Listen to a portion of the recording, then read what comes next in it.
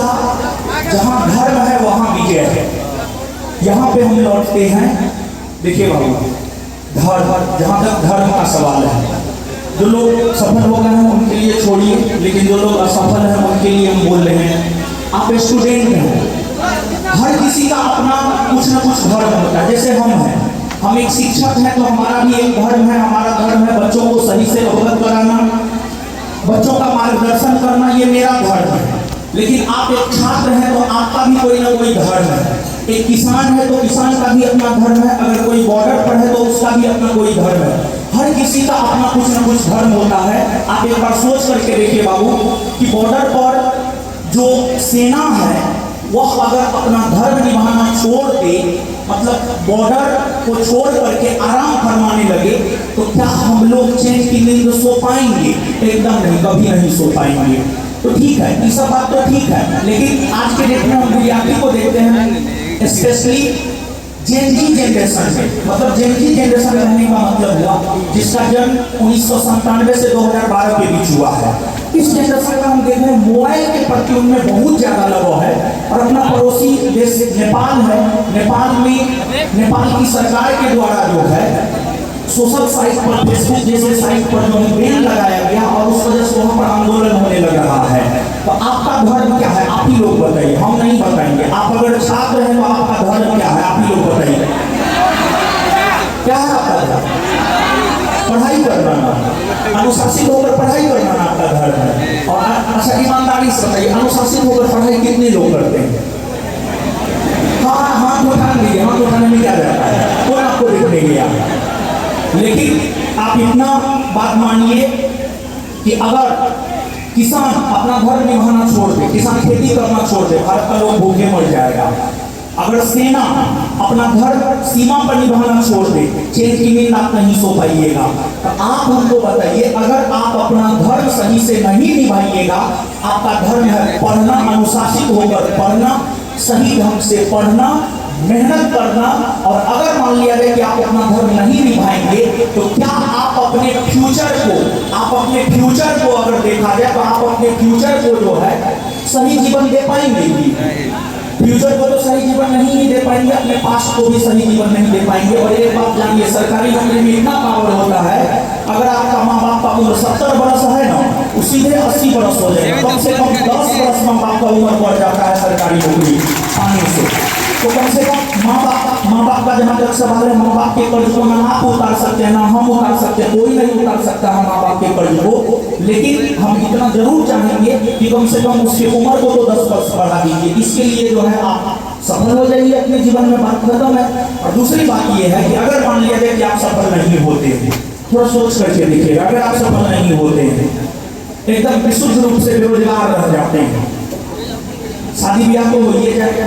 दो चीज ऐसा है जो एकदम हो जाता है, और लोग वही दो चीज के लिए सबसे ज्यादा परेशान होता है, एक शादी विवाह, एक भोजन। किसी ना किसी रूप में आप भले कुछ नहीं करते, भोजन आपको मिल जाएगा। किसी मंदिर में चले जाइए, पटना में अगर भोजन नहीं मिलता है, गुरुद्वारा चले जाइए, इसके बाद जो हनुमान मंदिर है वहाँ चले जाइए, वहाँ पर आपको भोजन मिल जाएगा। और दूसरी बात ये है शादी। ये दो चीज को लेकर के इंसान सबसे ज्यादा परेशान होता है। और हमको लगता है कि ये को लेकर के सबसे ज्यादा परेशान नहीं होना है। तो हम ये बात कहना चाह रहे हैं कि मान लिया जाए कि अगर आप अपने जीवन में सफल नहीं होते हैं, तो जो कन्या आएगी, आजकल की कन्या सब कितना एडवांस होती है, आप समझ रहे हैं? कहाँ से फिर लगनी ला करके दीजिए? कब तक बाबूजी के सामने हाथ फैलाइएगा कि दीजिए बाबूजी, कन्या को फिर लगनी ला करके?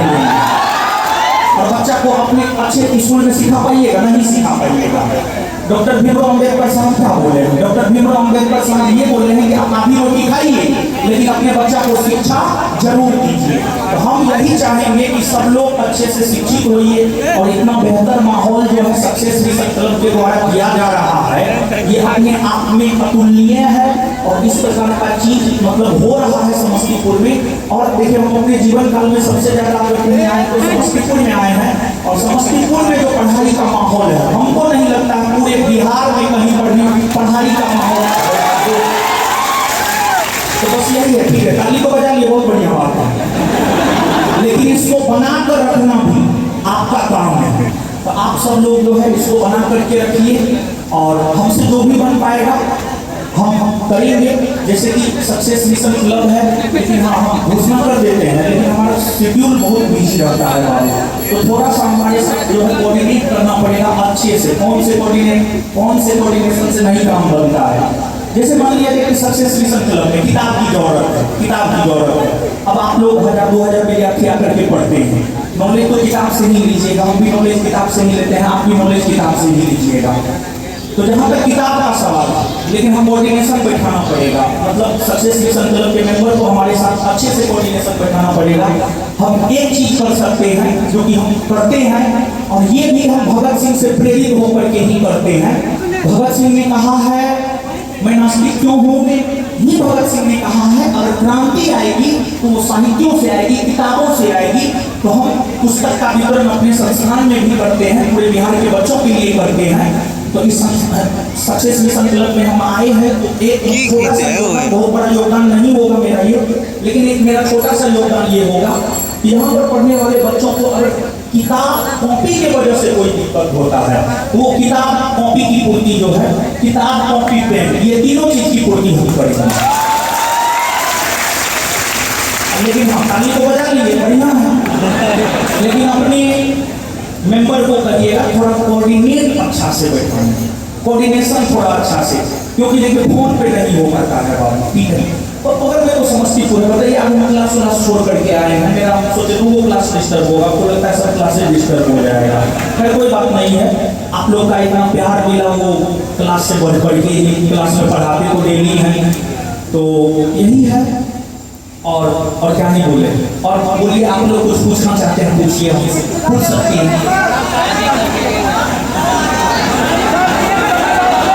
दरोगा कैसे बनेंगे, एक लड़का क्वेश्चन है, दरोगा कैसे बनेंगे, क्वेश्चन कौन लोग का है बाबू, दरोगा कैसे बनेंगे सबका। सर आपका मेरा एक ही क्वेश्चन है कि सर जीके से आप तो कर लेते हैं लेकिन भूल जाते हैं। जो मैथ रीजनिंग का क्वेश्चन आता है उससे तो समझ में नहीं आता है, उसके लिए क्या किया जाए, ऐसा आप कुछ व्यवस्था बताइए कि हम हमेशा के लिए मैथ रीजनिंग और इंग्लिश की प्रॉब्लम ना करें, सारे दरोगा ऐसा क्या करें, ताकि एसएससी क्लब में दरोगा बैच का कंडक्ट हम खुद करते हैं, और मेरा ही अगर मैथ रीजनिंग कमजोर रहेगा, सेट में नंबर नहीं आएगा, तो लोग क्या कहेंगे, स्टूडेंट क्या कहेंगे।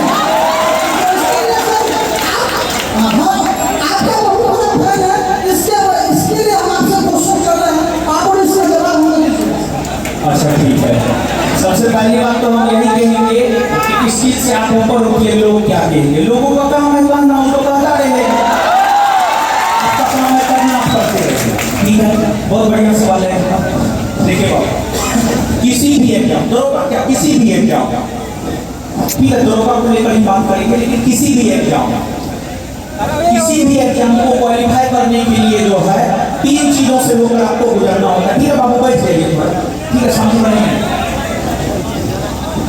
मनीष जी मैंने आकर हाँ ये बात, चलिए देखिए इनका सवाल सुन लिए हैं सब लोग सुन लिए हैं, बहुत सारे सफल लोग भी यहाँ पर हैं। देखिए किसी भी एग्जाम को क्वालिफाई करने के लिए 3 चीजों से होकर गुजरना होता है। उसका पहला स्टेज अगर देखा जाए तो पहला स्टेज है PYQ और सिलेबस की समझ। PYQ यानी previous year question. Previous year question की अगर हम बात करें तो प्रीवियस ईयर क्वेश्चन पे आपका पकड़ होना चाहिए मजबूत, और सिलेबस की समझ होनी चाहिए। सिलेबस की समझ आप में तब विकसित होंगी जब आप PYQ पर अपना पकड़ मजबूत करेंगे, प्रीवियस ईयर क्वेश्चन पर अपना पकड़ मजबूत करेंगे। देखिए PYQ पर पकड़ मजबूत करने से होता क्या है बाबू, एक आइडिया आ जाता है कि हाँ यहाँ से प्रश्न पूछा जा रहा है और यहाँ से नहीं पूछा जा रहा है। जैसे आप इतिहास का प्रश्न देखिएगा बिहार SI एग्जाम में, मध्यकालीन से मध्यकालीन इतिहास को लोग 3 भाग में बांटकर पढ़ते हैं, प्राचीन भारत का इतिहास, मध्यकालीन भारत का इतिहास, आधुनिक भारत का इतिहास। आधुनिक से ज्यादा प्रश्न होता है, प्राचीन से थोड़ा कम होता है, मेडिवल से 1 से 2 होता है। तो मेडिवल पर बहुत ज्यादा ध्यान देने की जरूरत नहीं है। तो कहने का मतलब ये हुआ कि PYQ और सिलेबस ये दोनों पर अगर आपका पकड़ बन जाता है तो आप विश्वास मानिए आप पहला दरवाजा को क्रॉस कर जाए। और जब आप पहला दरवाजा को क्रॉस कर जाते हैं, मतलब सिलेबस की समझ जब आप में विकसित हो जाती है, तो उसके बाद आप कुछ बुक चुनिए और सीमित संसाधन जो है सीमित होना चाहिए। जैसे हम लोग करते हैं क्या कि जैसे मान लिया जाए कि आप किसी संस्थान का नोट ले लिए, वो भी पढ़ रहे हैं, लुसेंट ले लिए, वो भी पढ़ रहे हैं, घटना चक्र ले लिए, वो भी पढ़ रहे हैं।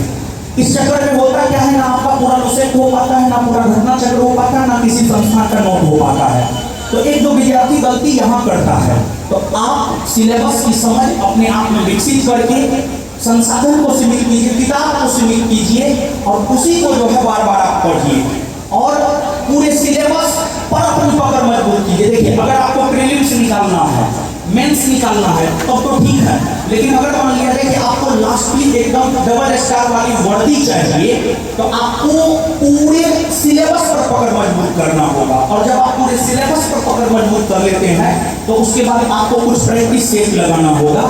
और अगर आप इन तीनों प्रोसेस से गुजरते हैं, मतलब PYQ पर पकड़, सिलेबस की समझ, दूसरा पूरा सिलेबस पर कमांड और तीसरा कुछ PYQ कुछ मॉक लगाते हैं, तो हमको लगता है ये 3 प्रोसेस से होकर गुजरते हैं, तो आपकी तैयारी पूरी हो जाती है। अब इसमें इनका एक सवाल है मैथ रीजनिंग। दरोगा में प्रीलिम्स में 5 को मैथ पूछा जाता है, लेकिन मेंस में जो है 20 से 25 मैथ रीजनिंग पूछा जाता है।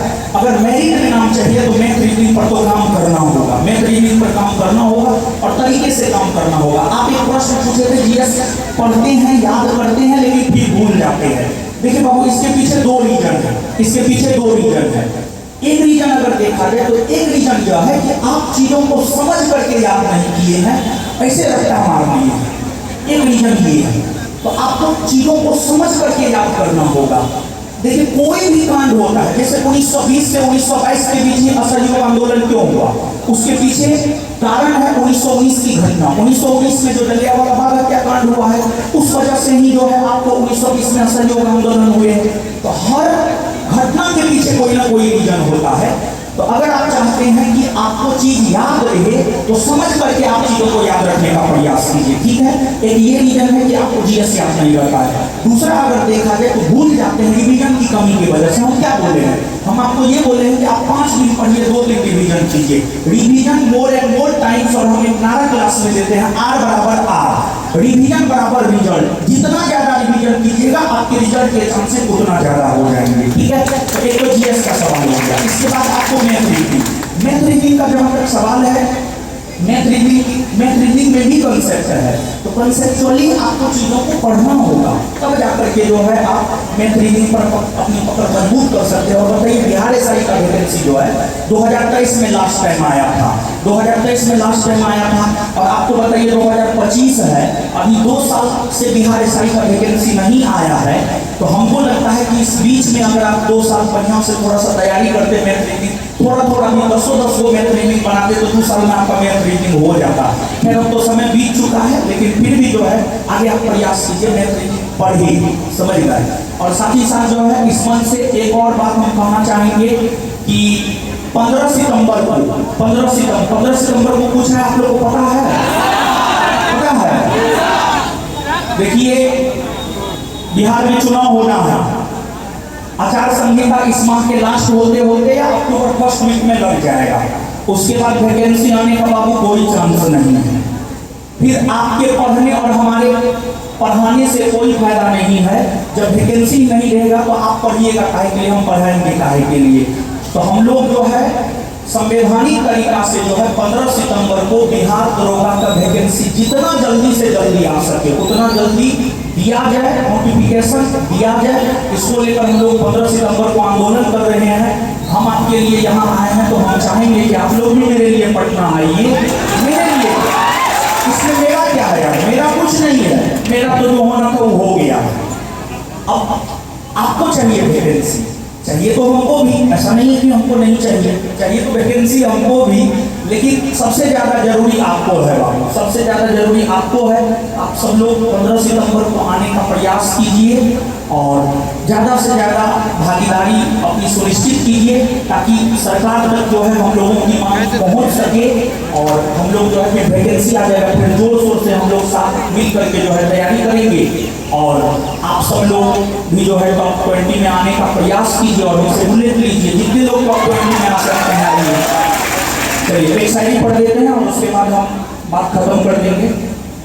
नहीं भी पढ़ेंगे तो फिर जो लिख करके दिया वो बुरा मान जाएंगे, और हम चाहते हैं कि हमसे कोई बुरा नहीं माने, लेकिन फिर भी बहुत लोग बुरा मान जाते हैं। कोई बात नहीं है, हाँ क्या दिक्कत है, कोई दिक्कत नहीं है। जरा सा जिंदगी है अरमान बहुत है, जरा सा जिंदगी है अरमान बहुत है, हमदर्द नहीं कोई इंसान बहुत है, हमदर्द नहीं कोई इंसान बहुत है, हम दिल का दर्द बताते तो किसे बताए, हम दिल का दर्द बताए तो किसे बताए, जो दिल के करीब है वो अनजान बहुत है। चलिए ठीक है बहुत।